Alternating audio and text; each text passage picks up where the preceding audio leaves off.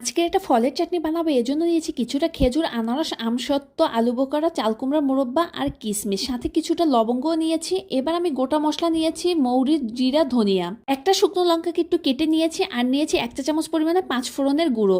একটা শুকনো কড়াইতে গোটা মশলা দিয়ে একটু ভালো করে নেড়ে চেড়ে এটাকে ভেজে নেব। যখন ঘেরানটা চারদিকে ছড়িয়ে পড়বে, এর ভিতরে দিয়ে দেবো 1 কাপ পরিমাণে পানি। পানিটা একটু গরম হয়ে আসলে এর ভিতরে দিয়ে দেবো 1 চা চামচ পরিমাণে চিনি। ফলের ভিতরে খেজুর ব্যবহার কারণে চিনিটা কম দিয়েছি। একটু সামান্য পরিমাণে বিট নুন দিচ্ছি।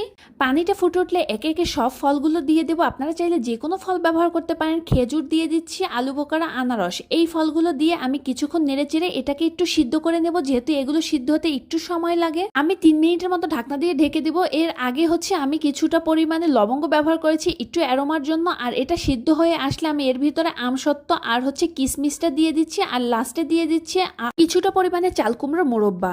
এবার চাটনিটাকে মিডিয়াম আঁচে কিছুক্ষণ নেড়ে চেড়ে রান্না করে নিব। আর উঠানোর আগে আমি এর ভিতরে টালা ধনিয়ার গুঁড়ো দিয়ে দিলাম 1 চা চামচ পরিমাণে, আর দিয়ে দিচ্ছি 5 ফোড়নের গুঁড়ো। আর এটা যাতে বাসায় সংরক্ষণ করে কিছুদিন খেতে পারি, এজন্য 1 চা চামচ পরিমাণে ভিনেগার দিয়ে দিচ্ছি, আর 1 ফোঁটা ফুড কালার দিচ্ছি, যাতে চাটনির কালারটা দেখতে অনেক ইয়াম্মি হয়। এটাকে ফ্রুটস চাটনি বলেন আর ফলের চাটনি বলেন, যে যেটাই বলেন না কেন, বাঙালির শেষ পাতে এটা পাঁপড় দিয়ে খেতে জাস্ট ফাটাফাটি লাগে।